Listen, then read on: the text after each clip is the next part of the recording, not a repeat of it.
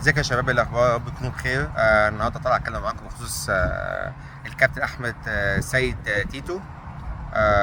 الجعان اللي هو معروف عندنا بالجعان، يعني الجعان الخاين. قول بل قول زي ما انت عاوز يعني. انا يا جماعه كنت من سنه بالظبط قلت لكم ايه؟ قلت لكم ان زيزو المفروض ان هو هيحصل معاه 1 2 3 4، واللي هيحصل ان هو ايه؟ طبعا الزمالك هيقدم الزمالك مقدم فيه 3 شكاوي وهو مقدم فينا شكوى. تمام. قلت الموضوع ده هيقعدوا يمطوه لحد ما طبعا ايه ما يزهقونا، وعشان اهم حاجه عندهم ان زيزو ما يتوقفش وان هو يروح يلعب كاس العالم. كل ده لو انتوا لغايه دلوقتي اهو بقى لنا سنه. احنا المفروض الزمالك مقدم فيه شكوى من شهر تقريبا، او داخلين في سنه يعني، من شهر 6 اللي فات او من اخر 5 كمان. لا، من اخر اللي هي الشقه الاولى بتاعت الوقف دي من اخر من اول 5 اخر 4. المهم يعني قول يا عم اول 5، فاحنا خلاص داخلين في سنه. لغايه دلوقتي لسه ما اتحكمش فيها، ولسه بيقعد يقول لك ايه؟ اصل فلان جه، فلان مشي، فلان مش عارف ايه، اصل مين ما شافش. وهي كل شويه تسريبات. انا عارف التسريبات دي معظمها هتبقى حقيقه، اللي هو ايه؟ انا قلت انسى ان الزمالك ياخد حكم لصالحه ضد النادي الاهلي. هي كده خلاص، احنا عارفين. هي الموضوع كده، هي مش الموضوع ماشي بلطجه يعني. انت هيبقى ورقك سليم 100%، وهيبقى كل حاجه 100%، هيطلع الحكم ايه لصالح زيزو. انا بس يعني يكفيني يا مؤمن اقول لك ان الزمالك يا جماعه، يعني زيزو عقده 55 مليون جنيه. تمام يا عم، انا راجل كذاب وكل الناس، وزيزو ده صح. العقد يا باشا اللي في الزمالك، اللي في الاتحاد الكوره اللي متسجل لزيزو، يعني خلاص الزمالك ده ايه؟ فريق كذاب وبيكذب ومطلع عم عقد مضروب. العقد اللي متسجل لزيزو في الاتحاد كام؟ 55. اللي انا دافع بيه او في ايه عليه ضرايب بكام؟ 55. يعني هل العقد مثلا هيبقى مثلا ب 100 وانا هدفع ضرايب على 55 مليون؟ الكلام ده لو انا بقى، لو هو بياخد 100 من اللي هو مثلا 50 من تحت و50 في الاتحاد، ساعتها انا ادفع زي ما كان ايه النادي الاهلي بيعمل. ادفع على الجزء برضه ان انا مسجله في الاتحاد، بدفع عليه اللي هو الضرايب بتاعته. هو ده حتى اللي هو ده الجزء ده اللي اللعيب يقدر يشتكيني بيه، سواء بقى في الاتحاد او في الكوره. يعني حتى كمان لو زيزو بياخد 100 ولا مليون ولا هو بيجي بيشتكيني في الفيفا او في اتحاد الكوره بالعقد اللي متسجل في اتحاد الكوره. مش يبقى لهم بقى ايه؟ ده انا باخد من تحت الترابيزه كذا كذا عشان ايه، وعشان كذا وعشان كده، وعشان النادي بتاعي يهرب من الضرايب. ما هي بتبقى ليك وعليك. يعني مثلا دلوقتي النادي الاهلي مسجل زيزو في الاتحاد بتاعه ب 5 مليون، وهو كلنا عارفين ان هو بياخد 120 مليون. فمثلا لو حصل مشكله زيزو ايه؟ لما يجي يشتكي النادي الاهلي هيشتكي بايه؟ هيشتكي بال 5 مليون اللي في الاتحاد. مش يقول لهم بقى ده انا في شركه الكوره بتديني كذا، وعمو جمال بيديني مش عارف ايه، وعمو مش عارف مين بيديني ايه. مفيش الكلام ده. فتحت الترابيزه ده بينك وبين النادي. لكن إن الاتحاد او الاتحاد المصري بيبقى ليه العقد اللي متسجل في اتحاد الكوره، وهو ده بناء عليه اللي بيروح بعد كده للفيفا لو في شكوى، وبناء عليه بيتحاسب عليه الضرايب. فالعقد يا باشا اللي في الاتحاد المصري 55 مليون. انا بقى ولا هقعد اقول لك بقى ده هو ده فعلا العقد السليم، وان هو لما اللي هو كان اتعمل له ورقه كده بس عشان خاطر تبقى في تفصيله للبنود ان هو بياخد 55 عشان صافي عشان الضرايب، على اساس لو في ضرايب ولا حاجه ما تتخصمش منه، والزمالك هو اللي يدفع الضرايب وهو ياخد 55 صافي. يا عم انا عم راجل حجاص وكذاب. اي حد يا جماعه ليه حد في اتحاد الكوره يقول له كده، يقول له زيزو عقده في الاتحاد كان كام، والزمالك دفع ضرايب على المبلغ، ما هو بيدفع على التوتال، دفع كام؟ هيقول لك الزمالك دفع ضرايب على عقد 55 مليون. فالموضوع خلص، الموضوع خلصان. ما اعرفش ليه بقى هاتوا خدوا وفيسا وحوارات وهكس. بس برضه يبقى انا قلتها قبل كده وبقولها تاني، العيب مش على زيزو ولا النادي الاهلي، العيب على الهلاهيل الضعفة اللي ماسكين نادي الزمالك. بس ده الخلاصه. ادي كده اول نقطه. يعني الزمالك اشتكى لزيزو في 3 نقط. ادي كده اول نقطه، موضوع العقد. تاني نقطه ان هو ايه؟ مضى في وقت غير رسمي. ده مصر كلها كانت عارفه من شهر 4 ان زيزو مضى في النادي الاهلي. وقلت قبل كده اهو.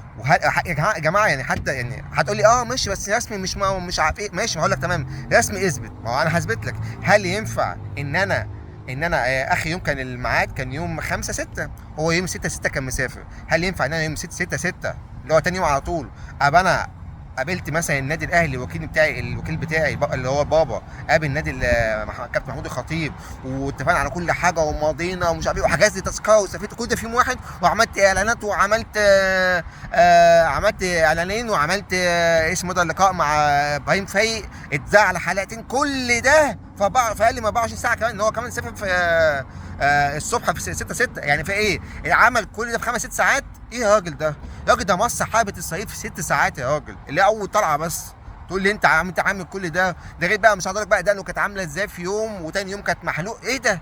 فوقك كل ده. فكل ده طبعا الكلام ده كل واحد فيفا يا باشا هم عارفين الاهلي ده مش هياخد فيه غلوه. بعدين الاهلي معروف، الاهلي ما ولا مره كسب فيها قضيه في فيفا. حتى القضيه الوحيده اللي كسبها للفيفا عشان كان معاه اتحاد كوره اللي هو الرابطه، اللي هم ايه قالوا له ايه، اللي هم حتى فيفا قالت لك البند اللي هم اللي هو القرارات اللي واخدينها الاتحاد كلها باطله، بس هم للاسف محصنين نفسهم بالبند الاخير ده اللي هو كان 63 و 64، ان هو اي قرار الرابطه من حقها تاخد اي قرار ومحدش يعترض ومحدش يطعن عليه. قالت لك القرار الفيفا ده يا باشا مش كلامي انا، ده كلام الفيفا عشان خاطر موضوع الدوري، عشان الناس عماله تقول لك اصل الاهلي بيكسب. الاهلي عمره ما كسب اي حاجه في الفيفا، دايما بياخد على دماغه وعلى قفاه، سواء بقى فريد كهرباء، عبد الله سعيد، رمضان صبحي. مش هقدر اعيد بقى تاني وتالت. القضيه اول مره الاهلي يكسب قضيه واحده، ومش عشان هو كان موقفه جامد، ده الفيفا اعترف قال لك القرار بتاع ده غلط وضد ومخالف للائحه، غلط غلط غلط غلط. بس انا مش هقدر اعمل حاجه عشان ده الناس للاسف البهوات اللي ما بيقروش اللوائح عندنا لما مضوا وافقوا على الكلام اللي كانت رابطه كاتباه انها فعلا من حقها تعمل المفروض احنا ابقى عارف الكلام ده، عارف ان رابطه وسخه زي دي هتبقى لازم احط خازوق، ولازم انا بقى ايه اجيب بقى المستشار عندي والناس بتفهم القوانين والناس المحامين يقرا اللائحه كلها يشوف ايه الخوازيق اللي ممكن الرابطه تعرف ايه تيجي يمين وشمال زي ما حصل كده. طلع علينا في العيد كده قال لك خلاص مفيش خصم 6 نقط هم 3 بس ومش عارف ايه عشان كان في ظروف قهريه. في ظروف قهريه انا عم شايف ظروف قهريه، انت ما بتشوفش خلاص. هي كده عافيه. هو ده عشان اهم حاجه النادي الاهلي يكسب بطولات، وهي دي بطولاته. تخيل ده بيحصل في عصر في تلفزيون ونت والكلام ده، تخيل بقى في العصر القديم كان بيحصل ايه؟ مهزله اقسم بالله، مهزله وقرف. المهم يعني ادي الشكوى الثانيه لزيزو ايه؟ فادي الشكوى الاولى على موضوع الفلوس، الشكوى الثانيه يعني الزمالك هو اللي عاوز فلوس بقى مش زيزو عاوز فلوس. الشكوى الثانيه ان الزمالك يقول ان اللاعب مضى في وقت غير قانوني، الشكوى ولازم توقف. الشكوى الثالثه بقى اللي اساسا ما فيهاش فصال وما فيهاش، انا ما اعرفش ايه المشكله. لاعب تغيب عن ناديه 26 يوم، واللائحه بتقول ان اللاعب يتغيب عن ناديه الاتحاد بيوقفه 4 شهور، من 4 ل 6 شهور ما وقفش. طب وبعدين هل دي بقى فيها يعني هل بقى اهو يعني سيبك يا عم من اول حاجه وتاني حاجه تالت حاجه دي بقى، هل زيزو مثلا كان بيحضر التمرين مثلا احنا ما شفناهوش؟ ما حضرش 26 يوم وتغيب وقعد طبعا يقول لك اصل انا كنت هيموتوني هياكلوني هيضربوني على الحته الحساسه، ما قعد يهبل وفي الاخر ايه حاضر ما حدش لمسه. كل ده طبعا كان مخطط وقلت عليه قبل كده، مخطط من النادي الاهلي عشان يهدوا نادي الزمالك، ربنا يهدهم ان شاء الله. هل دي بقى دي نقطه فيها فصال؟ يعني انت كده تخيل كده اللعيب تغيب عن النادي الاهلي عافيه.